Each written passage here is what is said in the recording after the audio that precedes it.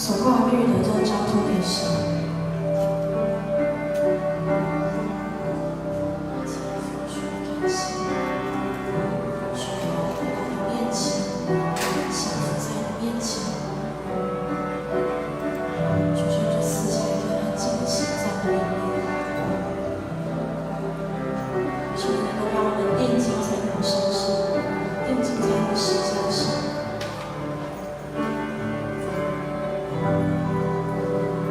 在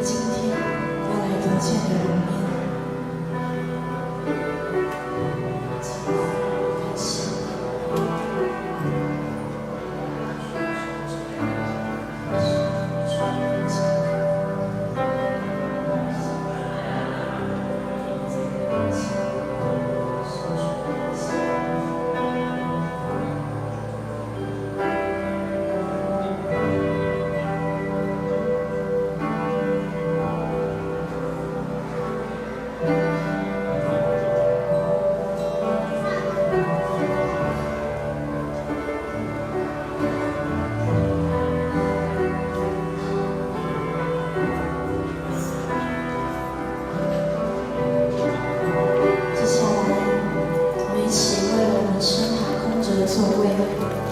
祷告。我们也一起为了在线上跟我们一起参与聚会的我们弟兄姐妹，我为他们祷告。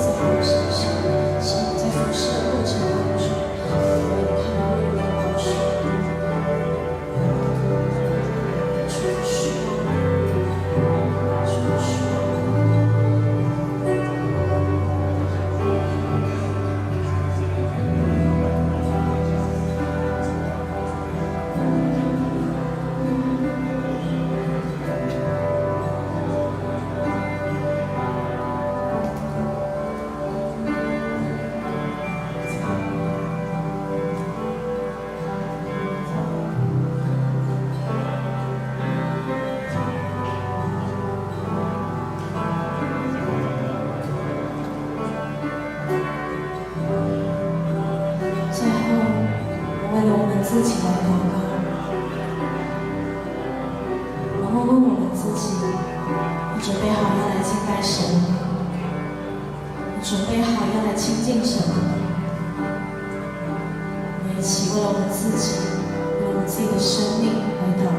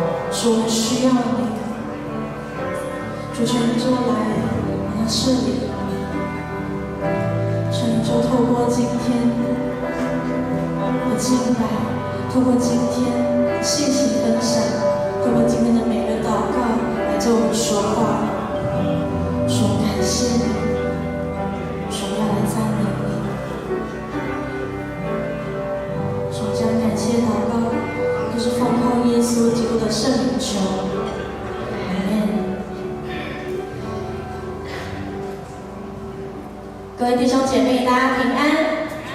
我们一起起立来敬拜赞美我们的神。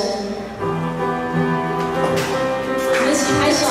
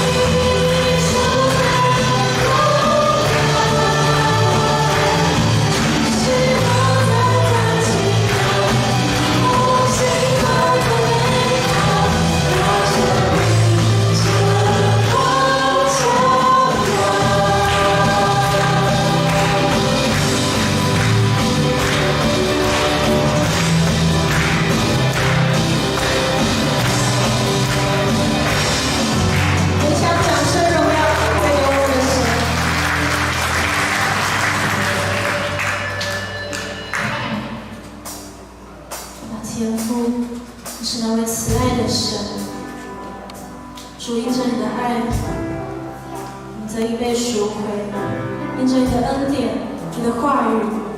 我们的生命得以被你光照。主，我们知道我们生命中因为有你，我们的黑暗会过去；因为有你，成为我们的力量。天父，我们生命中如果有破口的，我们生命中有残缺不堪的，有软弱的，天父，求你就来医治我们，因为你是那位全能的医治者。主，我们就将我们内心当中、我们生命当中的那些不足，我们心里面的伤口，都交托给你。求你来医治我们，天父，我需要你。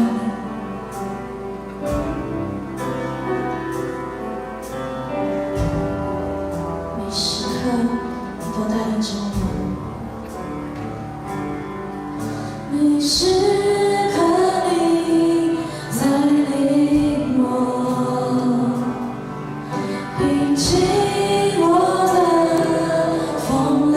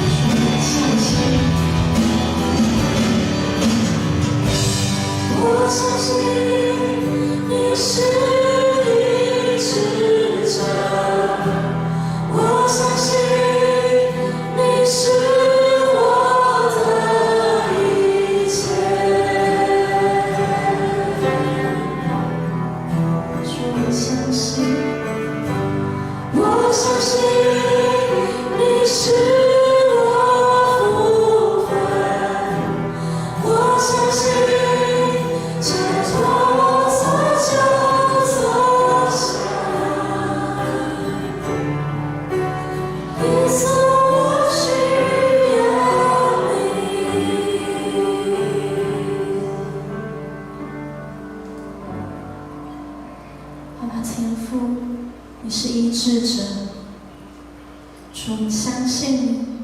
你相信你是我的一切，你相信你的意念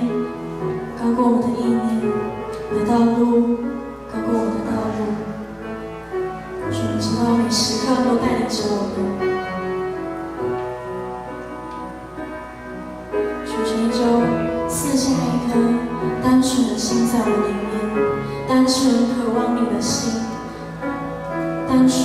要来寻求你的心。主，我们要爱你，也求你就教导我们，使我们能够学习你的样式，去爱更多的人，即使是那些不可爱的人，即使那些你可能不那么喜欢的人，主，求你就来教导我们。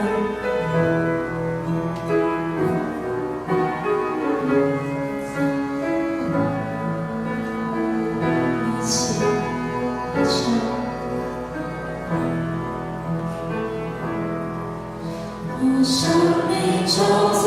渴望的一件事，切慕你，单单寻求你，用我全心全意，用我全力爱你，敬拜你，让你荣耀充满全地。我生命中最渴望的一件事，切慕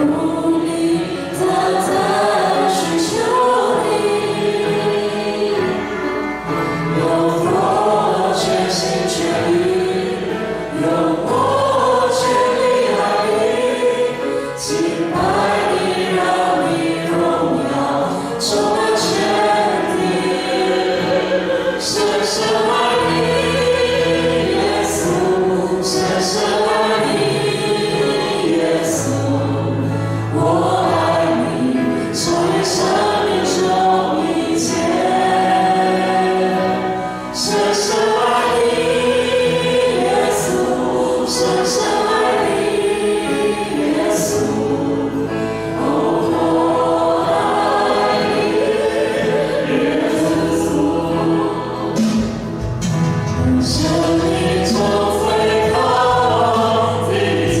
事，切慕你，单单寻求你，用我全心全意，用我全力爱你，敬拜你，让你荣耀充满全地。深深爱你，深深爱你，耶稣，我爱你，超越生命中一切。深深爱你，耶稣，深深爱你，耶稣，我爱你，耶稣。再一次深深爱你，深深爱你，耶稣，深深爱你，耶稣，我爱你，超越生命中一切。深深爱你，耶稣，深深爱你，耶稣，我爱你，耶稣。现在邀请大家，我们一起来思考我们自己的内心，我们一起来审视我们自己的内心。觉得你够爱我们的阿父吗？你够爱耶稣吗？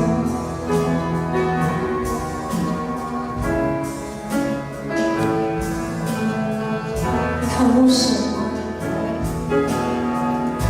你愿意来寻求他吗？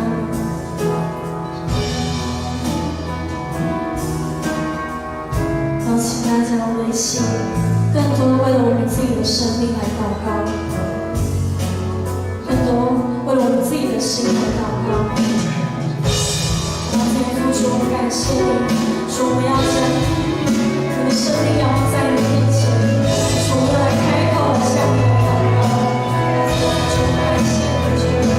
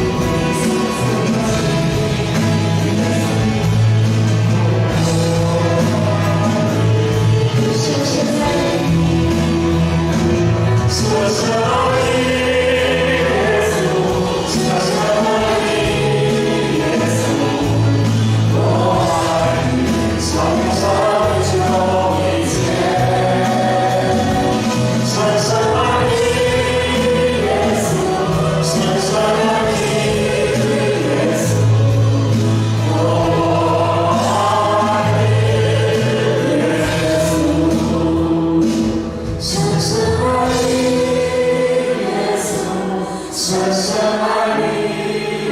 耶稣，我爱你，超越生命之后一切。深深爱你，耶稣，深深爱你，耶稣，我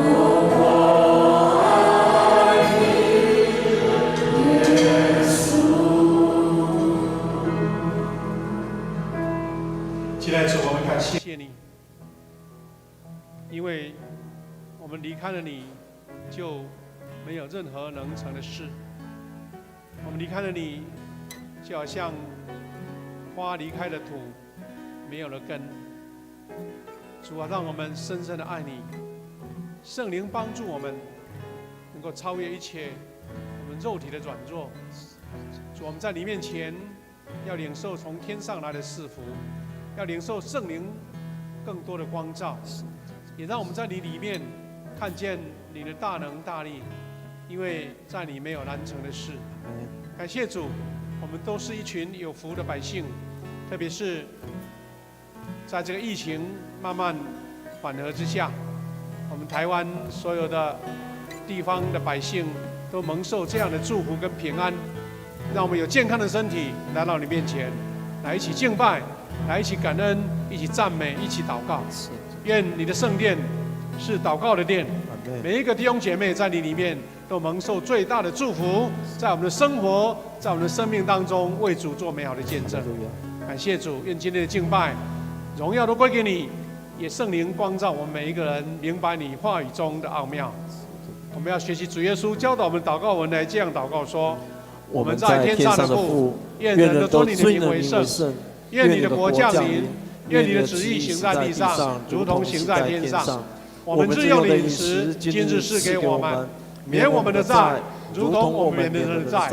不叫我们遇见试探，救我们脱离凶恶。因为国度、权柄、荣耀，全是你的，直到永远。阿们。我们大家请坐。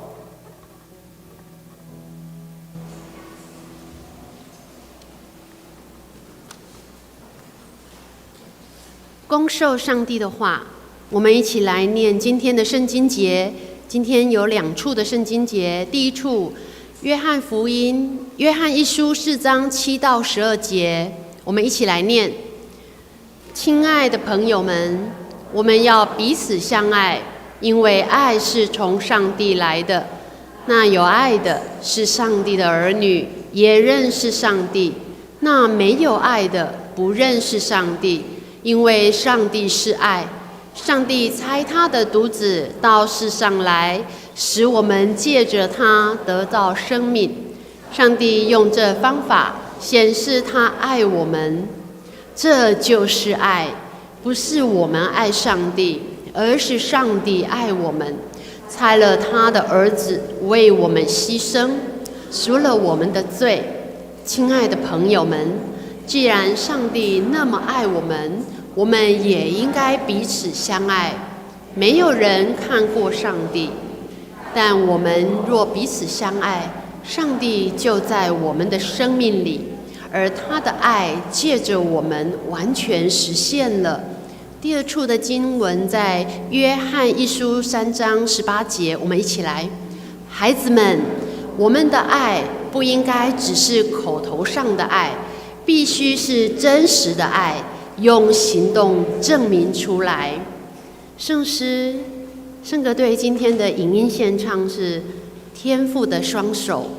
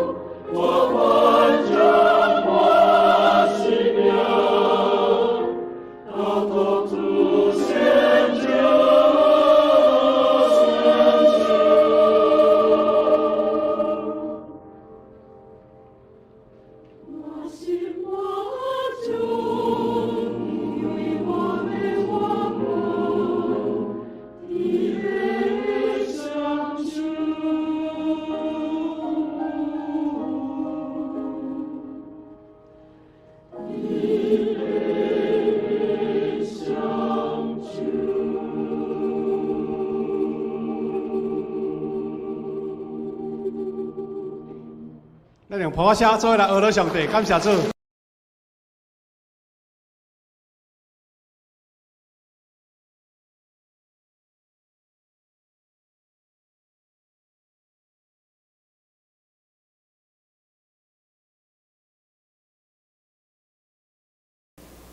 弟兄姐妹平安。因为我们戴口罩的原因，其实我们都没有看到彼此间的笑容。特别如果戴口罩，我们微笑的时候都只会看到鱼尾纹。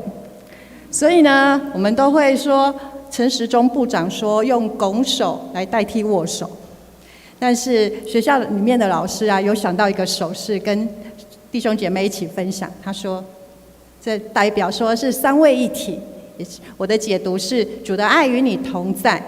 另外，现在很流行的是爱心。那我的解读是耶稣爱你，我也爱你。所以现在邀请弟兄姐妹跟你的左右邻居用拱手，或者是三位一体，主的爱与你同在，或者是耶稣爱你，我也爱你，一起来请安，请。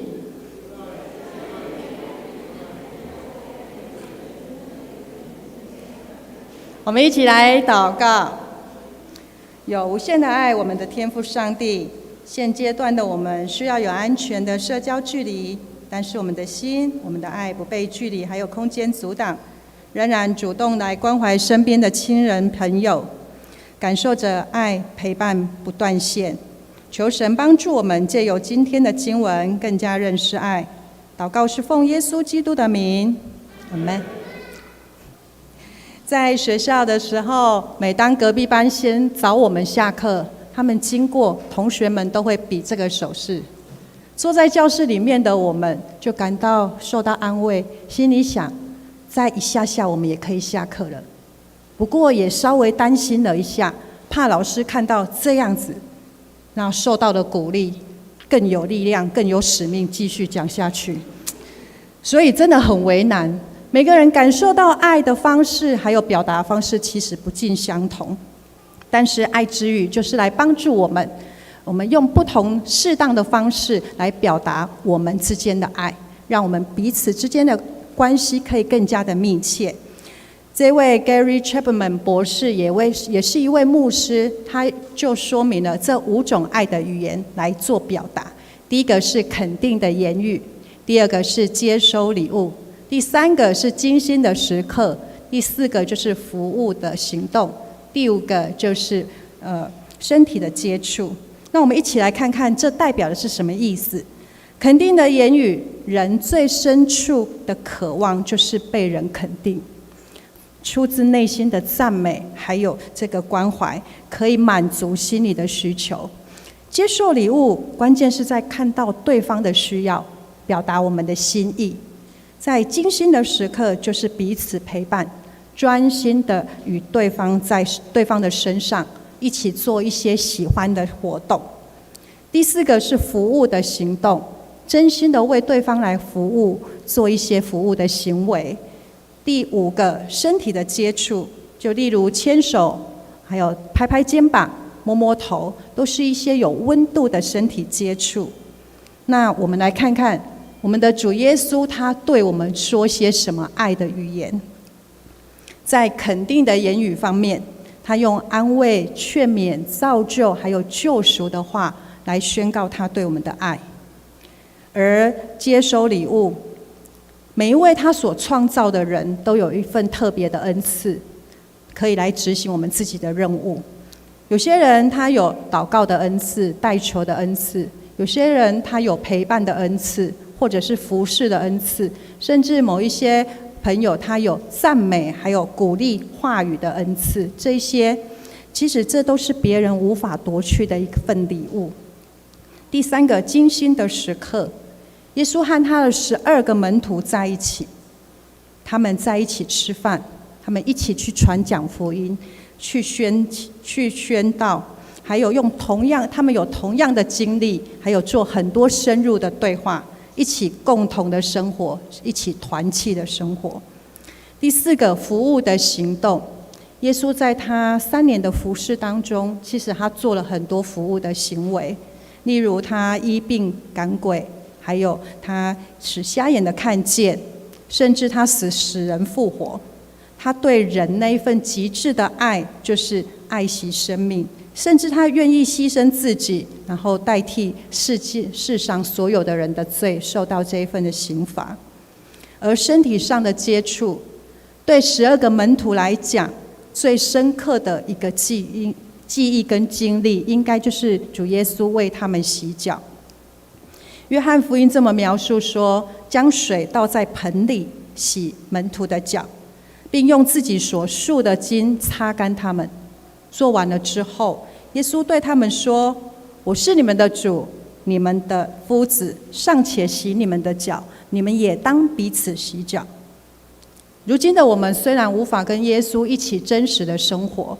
但是我们如果彼此相爱，那坐在最小的就如同坐在神的身上一样，这就能体会到这些爱的言语。在爱的风格方面，爱的这个字有一个很特别的意义，在字典上的诠释，它是心这个部首，它有施恩的意思。在古代象形的文字，上半段是手，然后用巾盖物品，心是在中间，然后下半部是脚，就是主动的意思。那如今形成了形声会意字，那这个爱这个字，我们可以当作动词，我们都会说耶稣爱你，我也爱你。那我们也可以当成名词，就像是仁爱、慈爱、友爱。在希腊语当中的爱也有很多不一样的字，在新约的圣经中间，大部分都是用这2个字，第一个是 philia， 第2个是 agape。philia 它代表的意思是有爱、智慧，还有相互有爱的一个意思。兄弟姐妹之间的感情，还有孝敬的心，还有亲朋好友之间的情谊。特别是 philia 的爱也包含了别人给予我们的那个喜欢。有了 philia 的爱，人际关系就会更加的和谐融洽。第2个是 agape， 是有爱的意思。这一份的有爱，其实agape 是博爱的意思，在宗教上指的是神的爱，就是无条件的爱。agape 也是一种付出的爱，就是一个不求自己利益、牺牲的爱。在耶稣在钉在十字架上，他为了我们牺牲他自己，那就是一个牺牲的爱。那agape的爱也包含了是一个很内涵，也是一个很有深度的一种爱。agape的意思就是对全人类的理解跟包容，特别是对那些反对者或者是敌对的人，他有一种宽恕、一种包容，也就是仁爱跟慈悲的意思。我们了解到爱的言语还有爱的意义之后，如果没有行动，这一切都是空谈。约翰一书3章18节，在今天的经文这么说：小子们啊，我们相爱，不要只是在言语跟舌头上，总要在行为跟诚实上。爱最好的定义就是主动的行动，用真心来对待某一个生命或者是某一个物件，这让整体得到快乐，这就是爱的那个最好的一个定义。我10岁之前其实是跟外公外婆一起住，我很习惯吃外婆煮的口味，特别是她包的菜粽，其实我都一直很怀念。那因为当时她在台北，我无法跟她撒娇说要她包粽子给我吃，所以我特意的去找了一间有卖菜粽的店。那我满怀着期待，当粽子送来的时候，我吃第一口，我吃到了花生跟蜜，第2口、第3口都同样是这样。我把它打开，我看不到里面有馅料，所以我就走过去问老板：“老板，你是不是送错了？我点的是菜粽，可是你送来的是花生粽。”老板跟我说：“花生粽就是菜粽。那你说的菜粽是在哪里吃的？”那我说：“是我阿嬷包的。”他就说：“那是你阿嬷对你的爱，我们没有在卖这种粽子。”我突然想到，对耶，我阿嬷知道我不太爱吃猪肉，也不太爱吃米，所以她包的粽子总是小小颗，充满着料，其实就是一个没有包肉的粽子。我就把它以为它是菜粽，我还去跟老板这样挥，其实是很不应该。现在的阿嬷其实她住在归仁，她已经90岁了。那她常常会打电话跟我说：“来拿零食。”她的记忆一直留在我喜欢吃零食这件事。有一回，我的侄子国小1年级的侄子就跟我说：“大姑姑，你都这么大了，阿祖还拿零食给你吃。”我心里想说：“对啊，我都这么大了，我还来拿零食。”可是我来拿零食是表示我对他的爱。那我的阿嬷为我准备零食，也是她对我的爱。在228的假期当中，我去参加了一个鲁凯族的新郎跟一个布农族的新娘他们的结婚典礼。有一个仪式，我觉得非常的特别，印象很深，就是站在台上的就是已经结婚的婆婆妈妈们，站在台下就是一些未婚的小姐们。那他们一起跳舞欢迎这对新人入场，特别是他们共同跳的时候，这对新人也一起跳。那新郎跳得很开心，他甚至脱掉他的西装外套。后来我问他说：“为什么你这么开心？”他说：“你想想看，他们都这样子了，可见我没有婆媳之间的问题，所以我非常的开心。”然后我心里想，原来这也是一种不一样展现的爱，是一个整个部落对这一位媳妇一个接纳跟包容，还有温暖的爱的一个呈现。再来就是我们最近看到的，在宜兰的这位神父吕洛瑟神父，他在宜兰创立了圣家明的疗养的启智中心，照顾的是一些急重症身障的孩子。他来台湾55年了，他是一位意大利籍的神父。因为疫情的关系，他非常担心他的故乡意大利，他非常的烦恼，因为有很多去关怀还有去照顾病人的这些神父跟修女，都也接着染病，而且还甚至牺牲了，所以他非常的忧心。他流着眼泪请求台湾可以救救他们的家乡。在短短6天的时间，就募集了1亿5千万。他流着泪，他非常非常的感动，说很谢谢台湾人。但是我们试着想想，我们岂不是在55年前就已经先接受了他的爱？如今因为疫情的关系，我们有这个机会来回报、来回应这一份的爱。耶稣跟彼得有一段很经典的对话，记载在约翰福音21章15到17节。他们吃完了早饭，耶稣对西门彼得说：“约翰的儿子西门，你爱我比这些更深吗？”彼得说：主啊，是的，你知道我爱你。耶稣对他说：你牧养我的小羊。耶稣第二次又对他说：约翰的儿子西门，你爱我吗？彼得说：主啊，是的，你知道我爱你。耶稣说：你牧养我的羊。第三次又对彼得说：约翰的儿子西门，你爱我吗？彼得因为耶稣第三次问他说：你爱我吗？就很忧愁。他对耶稣说：主啊，你无所不知，你知道我爱你。耶稣说：你喂养我的羊。耶稣前2次用的是阿嘎贝这个字，而彼得回答的是菲利亚这个字。阿嘎贝是神对人的爱，而菲利亚是朋友之间的爱，这2个字似乎有些的差别。可是在第3次，耶稣也用菲利亚的爱来告诉彼得，并不是耶稣降低了他的标准，而是他用当时彼得可以做得到而且可以体会的那个爱来跟他回应，来跟他对话。而且在这里我们看到耶稣很肯定彼得的爱，所以他交托给他一份很重要的工作，就是牧羊的工作，喂养我的羊。而彼得也没有辜负耶稣的期望，他在地中海沿岸将基督的思想传给那些寄居在外乡、寄居在外国的以色列人，甚至也担起教会领袖的这个责任，呼应着耶稣要托付他的，成为那个教会的磐石。所以是真的是一个耶稣的爱，真的在人的当中来展现，从菲利亚转变成一个阿嘎贝，最好的一个展现。我们来看看约拿。约拿他所处的背景是在主前第8世纪，在亚述的时候，亚述帝国要灭亡北国以色列的时候，他逃避不去尼尼微城，其实是有道理的，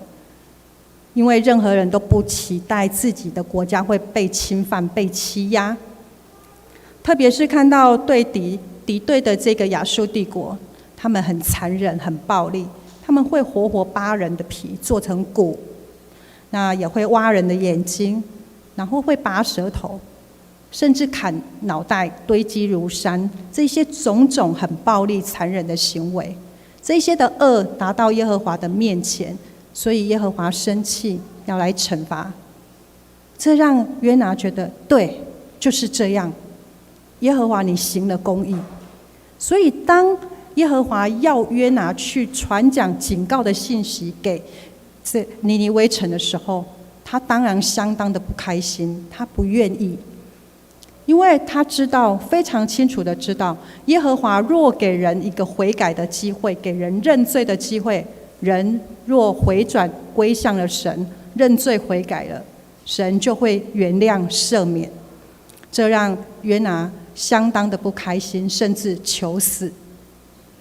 耶和华用了一棵蓖麻树来劝诫约拿，来让他明白为什么。蓖麻树这种树在中东其实四处都有，而且它的特色就是长得很快，所以约拿因为有这棵树来遮太阳很开心，可是也因为虫咬蓖麻枯干，他很生气，他对耶和华抗议。耶和华对他说，这一棵你都没有种植，你没有照顾的植物，它自然生成，你就会这么珍惜了，何况是全城这么多尼尼微城的百姓呢？耶和华对约拿来阐明他爱世上的每一个人，不论是他的先知约拿，或者是他的选民以色列人，甚至是不认识他的外邦人，这些亚述帝国的人，他同样都爱，因为爱惜生命是他的本性，是耶和华的本性，这是一份无条件，一份神的爱，一份那一个无私的爱，不求回报的爱。因着行动，爱才能显出它的价值。约翰一书4章12节这么说，从来没有人见过神，我们若彼此相爱，神就住在我们里面，爱他的心就在我们里面得以完全。透过行动，我们可以看到看不见，经历到看不见的神的同在，可以确信他是真实的。看不到的价值使我们的心甘甜满足，而这一份的甘甜满足，其实是因为我们心甘情愿的付出。我们付出的时候不一定都会有回报，但是我们在付出的过程当中得到的那一份甘甜，其实会成为那看不见的价值。当我们说爱的时候，不只是对人，其实同样也可以对神来表明，都必须要花时间给对方，专心在对方的身上。所以所有的爱的语言，不单单可以用在人的身上，也同样可以用在主的身上。这一些说肯定的言语，还有精心的时刻、服务的行动，这一些等等，我们愿意花时间、付出时间来陪伴那些需要的人。那我们也愿意花时间来读经、祷告，与神亲近。我们岂没有在这些的时间相处当中，获得那一份的甘甜跟满足呢？而那个服务的而那个身体的接触，其实我们爱弟兄姐妹的同时，我们也真的彰显在主的身上，如同坐在主的身上一般，我们就可以真实的感受到主的爱与我们同在，因为这一些的弟兄姐妹都是他的肢体。我们也非常愿意为我们所爱的人付出金钱，买需用的物品。对我们的主也是一样，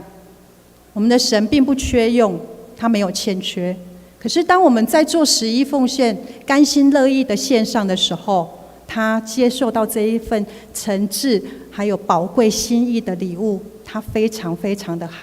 开心，他满心欢喜的接受。他也会因为我们的慷慨更多丰盛的赐福于我们，这是他对我们的应许。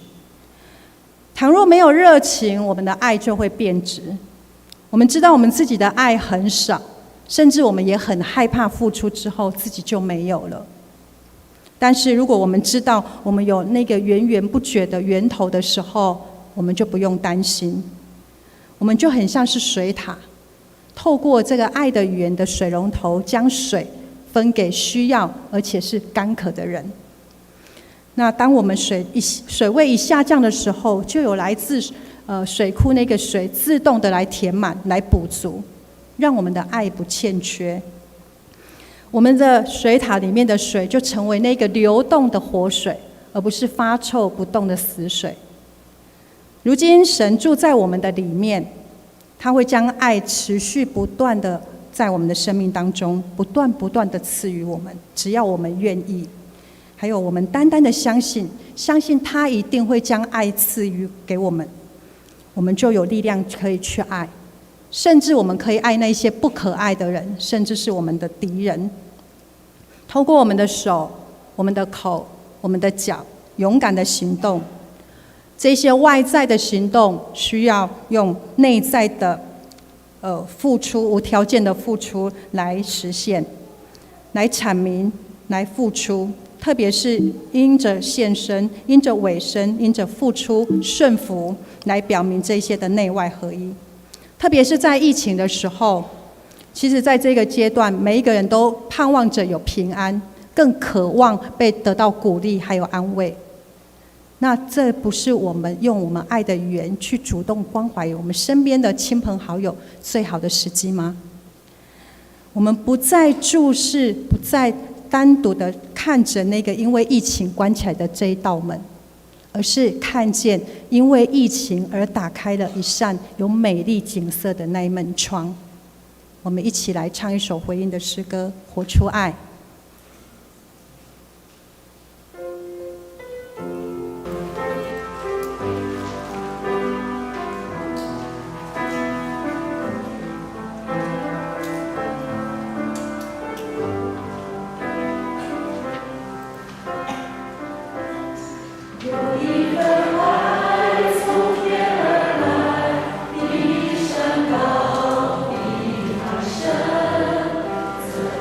Oh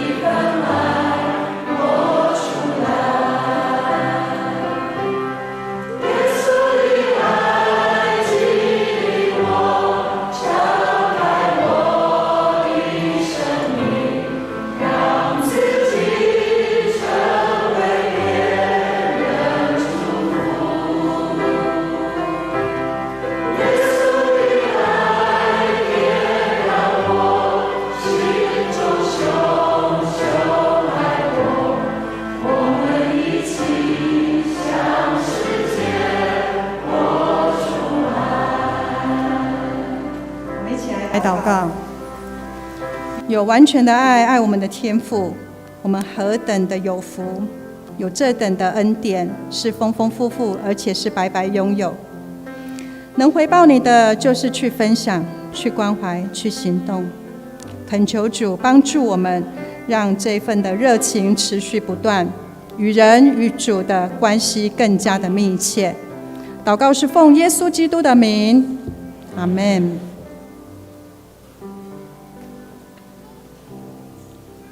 弟兄姐妹，我们接下去还有1、2项代祷的事项，我们再继续为以下的事来代祷。第一个，我们为台湾这一块美丽的土地，在这次疫情当中，大家得到了美好的一个关怀照顾，大家能够平安度过这个疫情。感谢主，我们有很好的防疫的中央的团队，我们有非常棒、非常优秀的医护人员来守住每一个人的健康。我们更感谢主的是，我们台湾的百姓大家都很顺服。我们防疫单位说要这样子，我们就真的做。我们看到国外很多的百姓都在抗议抗议这个抗议那个不戴口罩，但是我们台湾人真的非常的顺服。这都是我们大家彼此同心努力得来的，真的我们要献上感谢，感谢神给我们这样的恩典。第二个，也为我们教会弟兄姐妹在这段时间大家都平安度过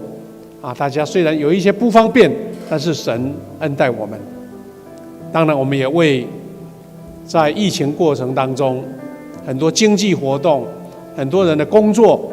很多人的收入都受影响了。我们求神特别开恩，让这些复苏之后，大家能够恢复正常的生活、工作，有很好的一个经济的来源。神恩典都跟我们同在，也为我们教会，我们的后续能够很顺利来恢复正常的聚会，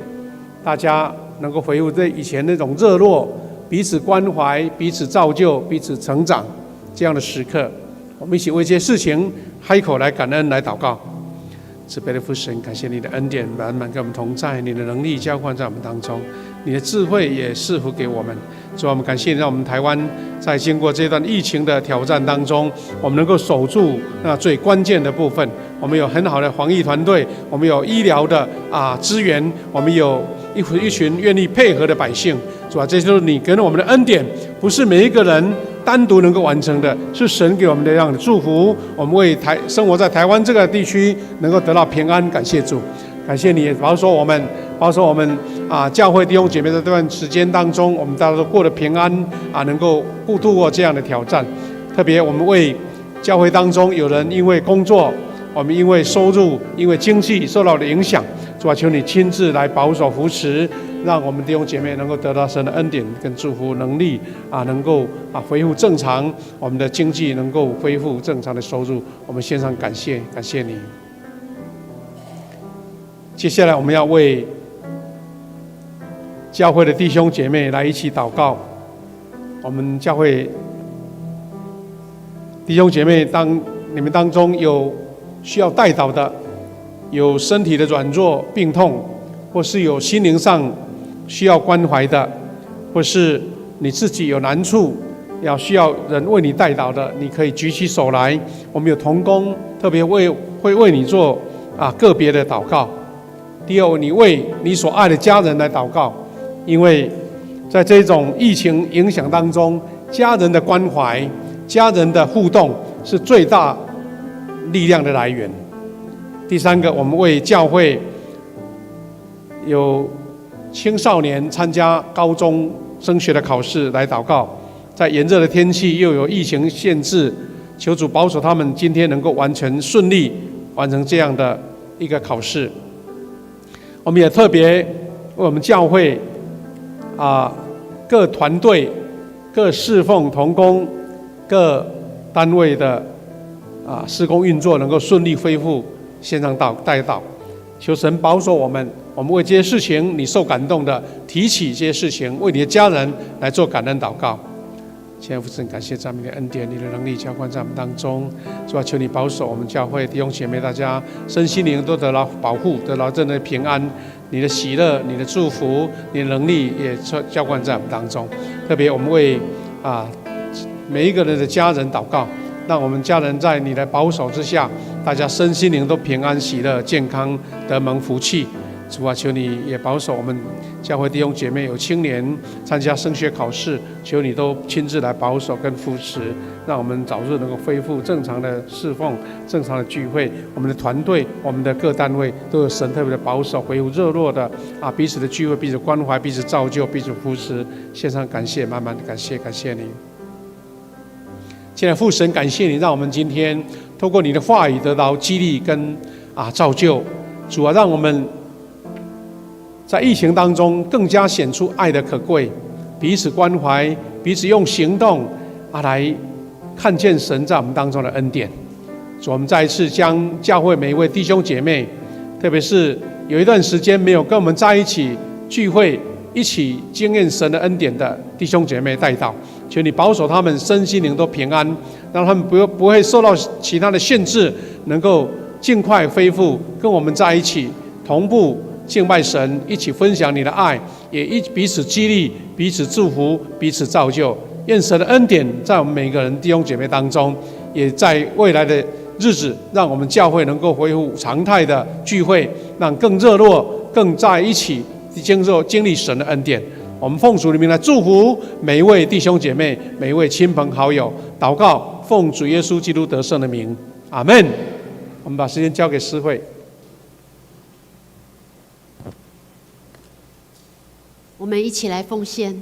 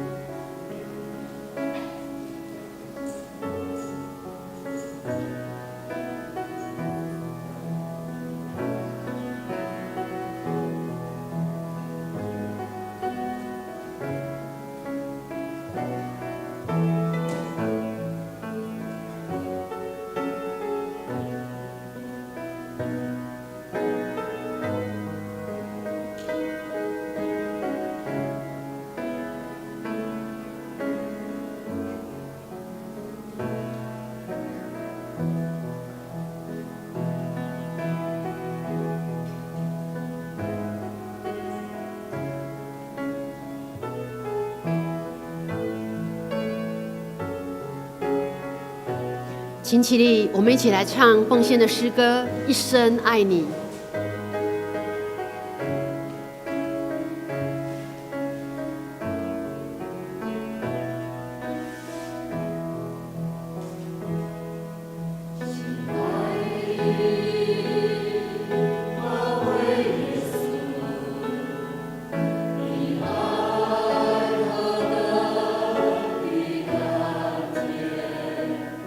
我的心深深为你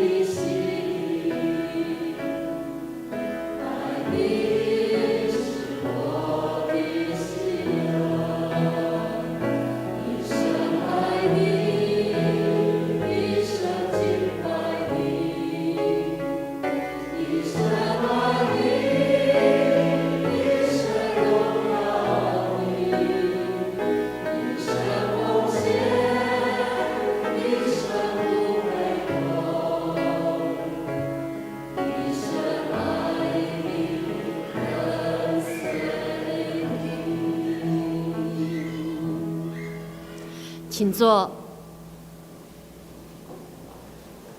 背诵金句，我们翻开周报的最后一页，我们用华语来念2次本周的金句。请：愚妄人所行的，在自己眼中看为正直，为智慧人肯听人的劝教。箴言12章15节。愚妄人所行的，在自己眼中看为正直，为智慧人肯听人劝教。箴言12章15节。现在我来报告，我们看周报的第2页，下周主日敬拜服事同工，主礼是由玉山神学院神研所的所长来请安主礼。诗会第2堂是乐旗执事，那么其他的服事同工职乐的侍奉，请大家自己来看。那奉献如果有出入，也向我们的行政人员来更正。我来做简单的报告。我们看第3页肢体交通。本会消息：本会定于5月31日的主日举行圣灵降临节圣餐以及洗礼式。如果要参加成人跟小儿洗礼以及坚信礼、信仰告白的人，请向干事来索取报名表。我们的登记到下个礼拜的5月24日截止。第2是下主日5月24是玉山神学院的奉献主日，请大家有预备心来关心以及奉献代祷。第3点是看第四个部分，就是教育训练组门徒培育的消息。我们第2期富强门徒学校呢，从上个礼拜已经开始恢复实体的上课。那欢迎报名在周间礼拜3晚上以及礼拜6早上门徒学校课程的学员呢，依原有的上课时间来参加培育的课程。那另外一个是一个开心的消息，是本会王卫鹏长老以及戴美娟老师的公子王洪恩以及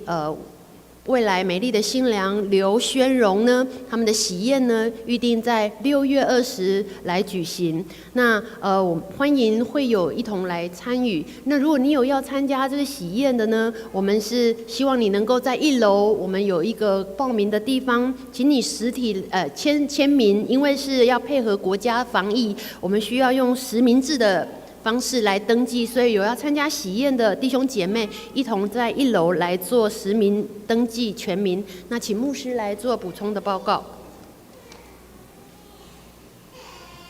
各位弟兄姐妹，我做几点补充哈，有关这个防疫以及我们教会恢复聚会。在周报的第3页，我在做简要的报告因为我们这个防疫单位已经有宣告说有这个90了哈，就是9天都没有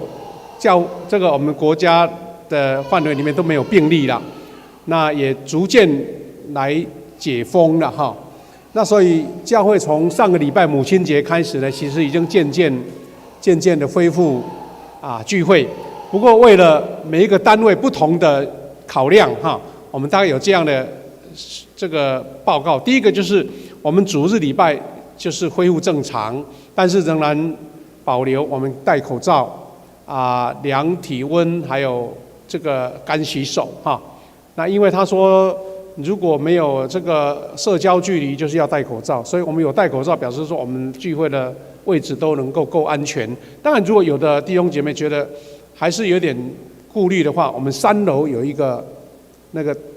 转播的一个大荧幕的转播室哈。这个都可以容纳我们弟兄姐妹来参加。第2个是我们周间的实体聚会也都建立恢复正常，但是由各单位来宣布各单位自己来宣布。那我们教育中心也慢慢要开放了所以呢各要使用都可以申请再来就是我们周5的祷告会已经从前天就恢复了，在礼拜堂，先在礼拜堂恢复实体的祷告会，但是也同步录影跟转播所以意思就是说各小组要回到礼拜5同步的时间，那由各牧区自己决定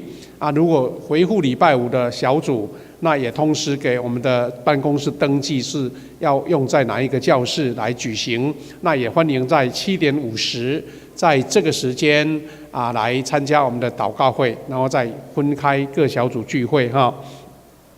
那其他的比较关心的单位就是主日学、我们的社区音乐班、我们的圣歌队、我们的松年团契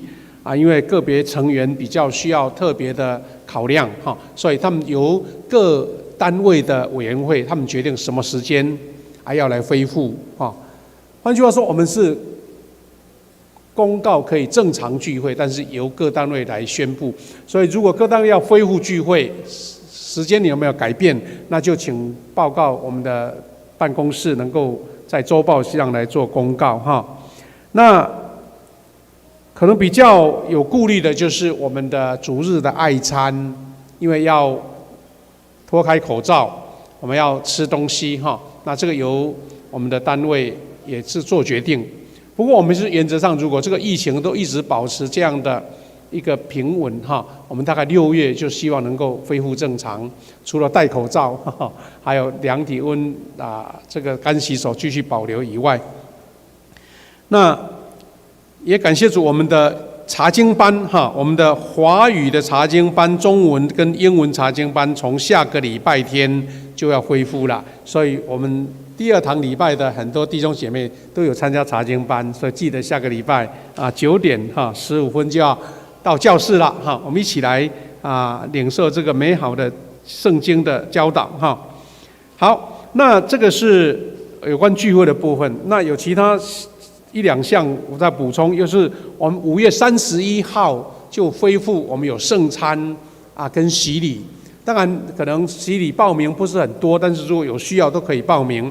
不过其中我们圣餐呢，特别因为我们说疫情还没完全解除啦，所以我们特别定了一个特制的圣餐合一的双合一的。那这是一个图片，换句话说，在那一天举行圣餐的时候呢，由我们的长老这个发给你一份圣餐组那牧师主持先那个领受饼，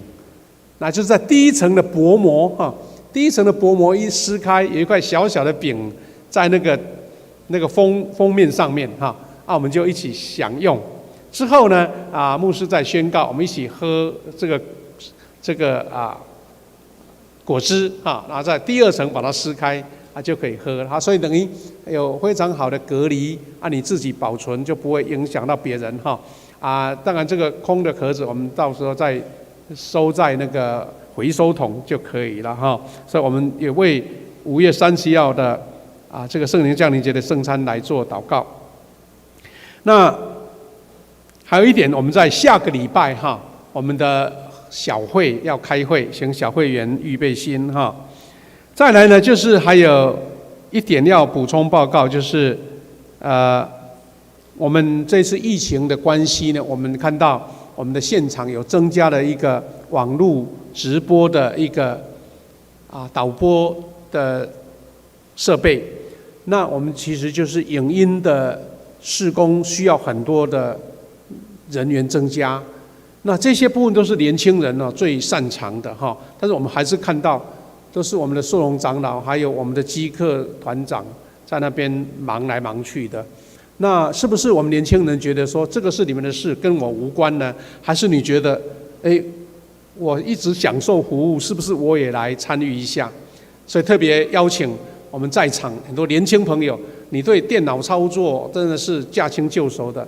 来报名来参加。所以我们真的也要感谢我们的敬拜团，等一下我们离开了，他们还留下来饿肚子要来练团。导播还有我们的影音设备都要配合了所以真的很辛苦。我们这个时候说给他们一个温暖的掌声，给他们鼓励一下，可以吗？我们的影音团队还有我们的敬拜团感谢他们。那真的我们很需要新一代的人才来加入教会，要永续发展。年轻人不加入，那等于宣告这个教会要老化掉了，这个教会要准备收摊了。那如果没有年轻人加入，所以不是人家邀请你才参加，最好是主动当然还有一点就是我们恢复正常的礼拜，其实我们第一堂人数还是没有恢复到3月以前的水准，所以也请弟兄姐妹看一下，你平常旁边的弟兄姐妹现在好像还没来呀，你的温暖的，像今天的主题讲到的主题一个爱的行动，一个精心的时刻，一定会激励我们这一群新的朋友我们这弟兄姐妹能够回到我们当中来，因为我们常常会养成一个习惯之后，要重新恢复就很困难了所以让他们能够得到你热情的邀请，回到我们这个主场的礼拜，感觉上更热络，敬拜更热情分享主的话更有力量祝福大家在未来这个礼拜，大家能够更平安喜乐。好，我们报告到这边，谢谢。颂荣，我们一起来唱颂荣的诗歌。我的神，我的王啊，请起立。诗歌后，请夏牧师祝祷。